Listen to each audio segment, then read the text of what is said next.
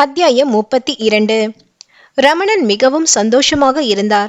அவரும் வேணுவும் சேர்ந்து அவர்கள் நடத்தும் ஆசிரமத்தில் ஸ்கூல் ஆரம்பிக்க முடிவு செய்தனர். தாங்கள் நடத்தும் ஃப்ரீ கேம்பின் அனைத்து வேலைகளையும் அவரே பார்த்தார். வீட்டில் கௌஷிக்கும் பாமாவும் ரமணனின் இந்த மாற்றம் குறித்து ஆச்சரியப்பட்டனர். அன்று ஹாஸ்பிட்டலில் அவர் நுழைந்த போது விஷ் பண்ணிய ரிசப்ஷனிஸ்ட் கீதா அருகில் நின்ற இன்னொரு சிஸ்டரிடம், டாக்டர் இப்போதெல்லாம் ரொம்ப சந்தோஷமா இருக்கார் போல தெரியுது என்றாள். அதற்கு அவளும் ஆமாம் என்று சொல்லிக்கொண்டு இருக்கையிலேயே சென்னையின் பிரபலமான தொழிலதிபர் ஒருவர் கொஞ்சம் கிரிட்டிக்கல் நிலைமையில் ஆம்புலன்ஸில் கொண்டு வரப்பட்டார். ஹாஸ்பிட்டலில் பரபரப்பு தொற்றிக் கொண்டது. எதற்கும் அசையாத ரமணனை அங்கு அவர்கள் மகன் பண்ணிய அலப்பறையில் தனது கேபினை விட்டு வெளியே வந்தவர் அங்குள்ள நிலைமையை உணர்ந்து பிரபாவிற்கு அழைத்தார். நீ நம்ம மெயின் ஹாஸ்பிட்டலுக்கு வர முடியுமா? ஒரு முக்கியமான கேஸ். நான் வேணு கிட்ட சொல்றேன். அங்க உள்ள ஆம்புலன்ஸ்ல வாங்க, அப்பதான் டைம் சேவ் பண்ண முடியும் என்றவர் வேணுவிடம் அழைத்து நிலைமையை உரைக்க அவரும் தானும் உடன் வருவதாய் ஒப்புக்கொண்டார்.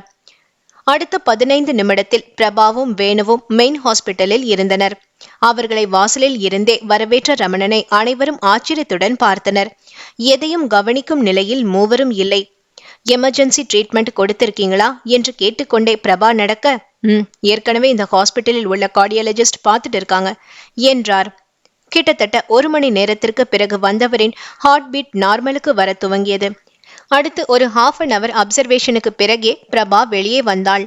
அவர் மகனிடம், இனி பயம் ஒன்றும் இல்லை, ஆனா ஒரு சர்ஜரி பண்ணணும். அது அவர் முதல்ல நார்மல் ஆகட்டும், அதுக்கப்புறம் யோசிக்கலாம் என்றாள். அவர் மனைவியும் மகனும் பிரபாவிற்கு நன்றி கூறினர்.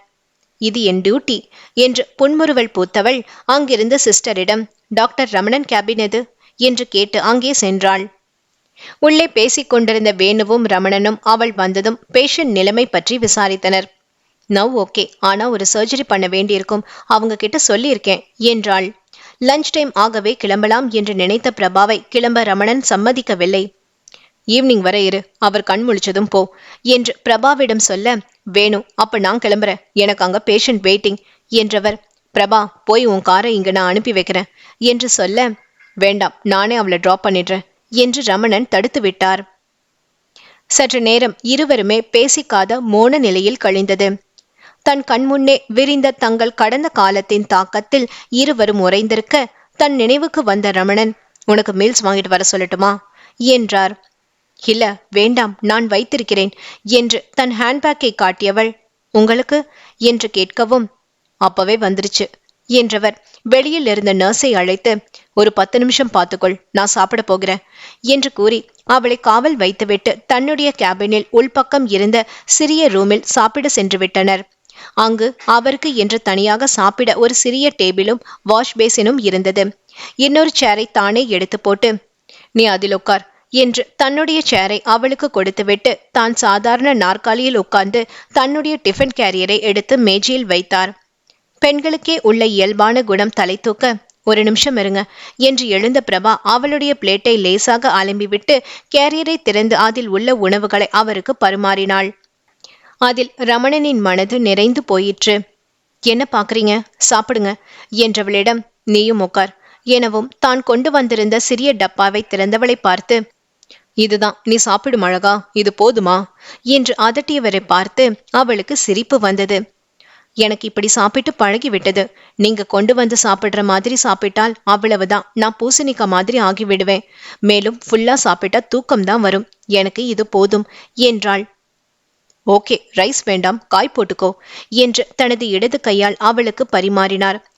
அப்போது உள்ளே நுழைந்த கௌஷிக், சாரி டாட், நான் அவசரமா போகணும், அதான் உங்ககிட்ட பெர்மிஷன் வாங்காம வந்துட்டேன் என்றவன், டாட் இப்ப அட்மிட் ஆகியிருக்கிறவர் என் ஃப்ரெண்டோட அப்பா, பிசினஸ் மூலம் பழக்கம், அவன் நம்ம ஹாஸ்பிட்டல்ல அட்மிட் பண்ண உடனே உங்ககிட்ட சொல்ல சொன்னான், நான் தான் நேர்ல அவரையும் பார்த்துட்டு உங்ககிட்ட சொல்லி விடலாம்னு வந்தேன், இப்ப எப்படி இருக்கார் என்று கேட்டான். எஸ், இப்ப பரவாயில்ல, டாக்டர் பிரபா தான் அட்டன் பண்ணினாங்க, அதான் ஈவினிங் வரை இங்கிருந்து அவரை பார்த்துட்டு அப்புறம் போக சொல்லியிருக்கேன். We take care, you don't worry. Okay, நீ லஞ்சு சாப்பிட்டாச்சா என்று மகனை பார்த்து கேட்க, அவர்கள் இருவர் உரையாடலையும் ஒருவித தவிப்போடும் அலைப்புறுதலோடும் பார்த்து கொண்டிருந்த பிரபாவை இருவருமே நோட் பண்ணினர். இல்ல டாட், இனிதான், யூ கேரி ஆன். இருவரிடமும் தலையசைத்து விட்டு நகர்ந்தான். கௌஷிக்கை பார்த்ததும் மௌனமாகி விட்டவளை பார்த்த ரமணன், என்ன பிரபா, என் சன்ன நீ பார்த்துருக்கிறதானே, அப்புறம் ஒன்னும் பேசல என்று சந்தேகம் கேட்க, என்கிட்ட அவர் எதுவும் பேசல, அதான் நானும் பேசல என்று மழுப்பினாள். அவனை எதுக்கு நீங்க வாங்கன்னு பேசிக்கிட்டு இருக்க? அவன் உனக்கும் பையன் போலதான், சும்மா ஒருமையிலேயே கூப்பிடு என்று சொன்னதும் தன் கலங்கிய கண்களை மறைக்க கை கழுவ செல்வது போல எழுந்து சென்றாள். பாதி சாப்பாட்டிலேயே எழுந்து சென்ற பிரபாவிடம் ஏதோ ஒரு வித்தியாசம் ரமணனுக்கு தெரிந்தது. ஆனால் என்ன என்று அறிய முடியவில்லை. தன்னை கொஞ்சம் நிலைப்படுத்தி கொண்டு டேபிளுக்கு வந்த பிரபா ரமணனிடம், கௌஷிக்கு நீங்க மேரேஜுக்கு பொண்ணு பார்க்கலையா என்று கேட்டாள். அப்போதுதான் அவருக்கு அது நினைவுக்கு வந்தது. அவன் ஒரு பொண்ணை காட்டி அவளை பிடிச்சிருக்குன்னு அவங்க அம்மா மூலமா என்கிட்ட சொல்லி பொண்ணு பார்க்க போனோம். ஆனா என்று இழுத்தவர் ஒன்றும் பேசாமல் இருக்க, ஏன் பொண்ணு உங்களுக்கு பிடிக்கலையா என்று கேட்டாள். அப்படி இல்ல, அந்த பொண்ணோட அப்பாவுக்கு எங்களை பிடிக்கல, குறிப்பா என்ன என்றார். ஏன் உங்களை விட வசதியா, என்ன பிரச்சனை என்று படப்படத்தவளுக்கு ஒரு பெருமூச்சுடன், அவர் வேறு யாரும் இல்ல, சந்திரன் என்றார். அதை கேட்டதும் அவள் அதிர்ச்சியில் உறைந்து விட்டாள். பிரபாவின் மனதுக்குள், ஆண்டவனே இது என்ன சோதனை, இது அடுத்த பிரச்சனையா என்ற மனதுக்குள் ஆயாசமாய் இருந்தது. பிரபா என்ற ரமணனின் அழைப்பு அவளை நினைவுலகத்திற்கு இழுத்து வர, நான் உங்களை பார்த்திருக்கவே கூடாது, திரும்பவும் என்னாலதான் பிரச்சனையா என்று நொந்து போய் பேசியவளை, அப்படி சொல்ல முடியாது, அவங்க அப்பன் காத்து பையனுக்கும் அடிச்சிருக்கோம்னு நினைக்கிறேன். இல்லனா இதுவரைக்கும் பொண்ணுங்கனாலே அலட்சியமா பேசிக்கிட்டு இருந்தவன் இவளை கல்யாணம் பண்ணணும்னு நினைப்பானா என்றார். பொண்ணு நீங்க பார்த்திருக்கீங்களா என்றவளிடம், எங்க, அதான் வீட்டுக்குள்ள போனதுமே சந்திரனை பார்த்ததும் உங்க குடும்பத்துக்கு பொண்ணு தரமாட்டேன்னு சொல்லிட்டார், உடனே நான் வெளியே வந்துட்டேன் என்றார். கௌஷிக் என்ன சொன்னா என்று யோசனையாய் கேட்டவளிடம், அவன் ஒன்னும் சொல்லல, நான் தான் அவனிடம் அந்த பொண்ணுக்கு உன் மேல காதல் இருந்தா நானே மேரேஜ் பண்ணி வைக்கிறேன் என்று சொல்லியிருக்கேன். ஆனா எனக்கு என்னவோ அந்த பொண்ணுக்கு இவன் மேல காதல் எல்லாம் இல்லைன்னு தான் தோணுது. ஏன்னா நான் சொல்லி 2 மாசம் ஆகுது. 2 பேரும் லவ் பண்ணி இருந்தாங்கன்னா இதுக்குள்ள வந்து சொல்லியிருப்பான். அதனால இவனுக்கு தான் அந்த பொண்ணு பிடிச்சிருக்கணும். அந்த பெண் அவ அப்பா பேச்ச மீற மாட்டான்னு நினைக்கிறேன் என்று முடித்தார். ஓ என்றவளை கூர்மையாய் பார்த்து கொண்டே, என்ன செய்யறது, அப்பனை போலவே அவனும் மனதளவில் ஒரு வெற்று வாழ்க்கைத்தான் வாழணும்னு தலையில எழுதியிருந்தா மாத்தவா முடியும் என்று வார்த்தையால் குத்தினார். அவருடைய வார்த்தைகள் அவள் மனதை குத்தி கிழித்தது. ஆனால் அதற்கு விளக்கம் சொல்லக்கூட முடியாத நிலையில் வைத்திருக்கும் அந்த ஆண்டவனை நினைத்து அவளுக்கு கோபம் பொங்கியது. என்ன செய்வது, மனிதர்கள் மேல் கோபம் வந்தால் அவர்களிடம் காட்டலாம். ஆனால் கடவுளிடம் கோபம் பட்டு என்ன லாபம்? பதில் பேசாமல் எழுந்து, நான் அந்த பேஷண்ட்டை பார்த்துட்டு வரேன் என்று வெளியில் சென்றாள். அவரை செக் செய்துவிட்டு அவர் பையனை அழைத்து, ஒரு ஆப்ரேஷன் பண்ணிடலாமா, அப்படின்னா கொஞ்சம் பயமில்லாமல் இருக்கலாம். 3 பிளாக் இருக்கு, பைபாஸ் பண்ணினா நல்லது, டிஸ்கஸ் பண்ணிட்டு சொல்லுங்க, மீதிய இங்க உள்ள டாக்டர் கிட்ட கேட்டுக்கோங்க என்றவள் அங்குள்ள கார்டியாலஜிஸ்ட் டாக்டரிடம் சொல்லிவிட்டு கிளம்பி விட்டாள். வெளியே வந்து வாசலில் நின்ற வாட்ச்மேனிடம் ஒரு ஆட்டோவை அழைத்து வர சொல்லி அதில் நேராக தன் வீட்டுக்கு கிளம்பி விட்டாள். போகும்போதே வேணுவுக்கு அழைத்து, நான் வீட்டுக்கு போறேன், நீங்க கொஞ்சம் ஊர்மிளாவை வச்சு அங்க பார்த்து கொள்கிறீர்களா என்று கேட்டவளுக்கு, ஓகே நான் மேனேஜ் பண்ணிக்கிறேன் என்று சொல்லிவிட்டார். உடனே செல்லை ஸ்விட்ச் ஆஃப் செய்தவள் தன் வீட்டு அட்ரஸை ஆட்டோ டிரைவரிடம் சொல்லிவிட்டு கண்மூடி சீட்டில் பின்னால் சாய்ந்து கொண்டாள். கொஞ்சம் நேரம் கழித்து உள்ளே வந்த நர்ஸிடம், டாக்டர் ஃப்ரீயா, எங்க இருக்காங்க என்று கேட்க, அதற்கு அவள், தெரியல டாக்டர் என்று சொல்ல, நீ போய் விசாரிச்சுட்டு வா என்று அவளை அனுப்பினார். திரும்பி வந்தவள், அவங்க அப்பவே போயிட்டாங்களாம் என்று சொல்ல, ஏன் சொல்லாம போனாள், எப்படி போயிருப்பாள் என்று பரிதவித்து அவள் செல்லுக்கு முயல அது ஸ்விட்ச் ஆஃப் என்று பதில் வந்தது. உடனே வேணுவுக்கு அழைத்தவர், பிரபா அங்க வந்துட்டாளா என்றார் இறுகிய குரலில். அவரின் குரல் பேதமே அவர் கோபத்தை பிரதிபலிக்க, என்ன பிரச்சனை ரமணா என்று விஷயத்தை தெரிந்து கொள்வதற்காக அவர் கேட்க, என்னடா நினைச்சிட்டு இருக்கீங்க 2 பேரும், அவ என்னடானா என்கிட்ட பேசுறதுக்கு கூட தயங்குறா, நீ என்னடானா அவளை பத்தி வாயவே திறக்க மாட்டேங்கிற. ஒன்னு பேசினா வெளிப்படையா இருக்கணும், அல்லது அவ ஹஸ்பண்டுக்கு பிடிக்காதுன்னா நம்ம ஹாஸ்பிட்டலுக்கு வந்திருக்க கூடாது. டாக்டர் ப்ரொஃபஷன்ல இதெல்லாம் பார்க்க முடியுமா? நான் கொண்டு போய் அவளை டிராப் பண்றேன்னு சொல்லியிருக்கேன், என்கிட்ட ஒரு வார்த்தை கூட சொல்லல, ஆட்டோ பிடிச்சு போயிருக்கா. ஏன் இவ வீட்டுல நான் கொண்டு போய் விட மாட்டேனா? அப்படி இவ வீடு தெரிஞ்சாலும் நான் என்ன அங்க உடனே போக போறேனா? அந்த காலத்திலேயே நான் அவளை பார்க்க மாட்டேன்னு சொன்ன ஒரு வார்த்தைக்காக அவ பக்கத்திலே இருந்தும் அவளை பார்க்காம இருந்தவண்ணா இப்பவும் ஏண்டா என் கோபத்தை கிளறா? இதற்கு நீயும் அவளுக்கு சப்போர்ட். பொங்கி தள்ளிவிட்டார். பதிலே பேச முடியவில்லை வேணுவாள். ரமணன் சொல்வதும் நியாயம் என்றுதான் தோன்றியது. ஆனால் என்ன செய்வது? டேய், உனக்கு உன்னோட நியாயம், அவளுக்கு அவளோட கவலை. இது ரெண்டுலயும் நான் பார்வையாளர் தான். என்னால இப்போதைக்கு ஒன்னும் செய்ய முடியாது. எல்லாவற்றுக்கும் என்கிட்ட ஒரு பதில் தான் இருக்கு. எல்லாத்தையும் காலத்து கையில விட்டுடு. அது உனக்கு தெரிய வேண்டியதை அப்ப கச்சிதமா தெரிய வைக்கும். இப்ப என்ன விடு, போய் வீட்டுல ரெஸ்ட் எடு என்று ரமணனை சமாதானப்படுத்தியவர் ஒரு பெருமூச்சுடன் செல்லை அணைத்தார். அப்பாவை பார்த்துவிட்டு தனது ஆபீஸுக்கு திரும்பி கொண்டிருந்த கௌஷிக்கு ஒரு விஷயம் மனதை நெருடி கொண்டே இருந்தது. அது அப்பாவை பற்றித்தான். தான் இதுவரையில் பார்த்திராத ஒரு அப்பா. அவனுக்கு கொஞ்ச நாட்களாக ரமணனிடம் இருந்த ஒரு மாற்றம் சந்தோஷமாயிருந்தது. ஆனால் அது இயல்பாய் வந்த மாற்றம் என்று நினைத்தான். ஆனால் அது இப்போது இயல்பாய் வந்தது இல்லை என்று தோன்றிற்று. தன் வீட்டில் ஒரு துரும்பை கூட நகர்த்தாதவர் தன் கையால் பிரபாவிற்கு பரிமாறியதை பார்த்தவனுக்கு இந்த மாற்றம் எதனால் என்று புரிந்தது. பாம்பின் கால் பாம்பறியும் என்பது போல அப்பாவின் மாற்றத்தை அவனால் புரிந்து கொள்ள முடிந்தது. தான் சுபாவிடம் கொண்டுள்ள நேசத்தை, அன்பை எப்படி மறைக்க முடியாமல் தவிக்கிறோமோ அதே போல அவர்கள் இருவரும் தவிப்பதை அவன் ஒரே பார்வையில் புரிந்து கொண்டான். ஆனால் அது சந்தேகம் மட்டும்தான். உறுதிப்படுத்தும்படி எந்த செய்கையும் இல்லை. என்றாலும் அப்பாவின் ஒரிஜினல் சுபாவத்தை மாற்றும் சூத்திர கயிறு உண்மையில் பிரபாவிடம்தான் உள்ளது என்பதை ஒரு நொடியில் அவர்கள் இருவரையும் சேர்ந்து பார்த்த தருணத்தில் புரிந்து கொண்டான் அந்த புத்திசாலி மகன். ஆனால் புரிந்த விஷயம்தான் மனதுக்கு உவப்பானதாய் இல்லை. மனம் தன் அம்மா பாமாவை நினைத்து தவித்தது. இந்த நினைப்பிலேயே ஆபீஸுக்கு சென்றவனுக்கு வேலை வேறு நிறைய இருந்தது. அதனால் லஞ்ச் கூட எடுத்துக்கொள்ளாமல் தனது வேலையை பார்க்க ஆரம்பித்தான். அது லஞ்ச் டைம் என்பது நினைவு வராமல் இன்டர்காம் மூலம் சுபாவின் டேபிளுக்கு முயல அதை அவள் அட்டன் செய்யவில்லை. அவள் அப்போது லதாவுடன் டைனிங் ஹாலில் இருந்தாள். 2-3 முறை முயன்றவன் ஆபீஸ் பையனை அழைத்து அவளை அழைத்து வர சொன்னான். அவன் வந்து டைனிங் ஹாலில் வந்து, சுபாமா, உங்களை எம்டி சார் கூப்பிடுறார் என்று சொல்லிவிட்டு சென்றான்.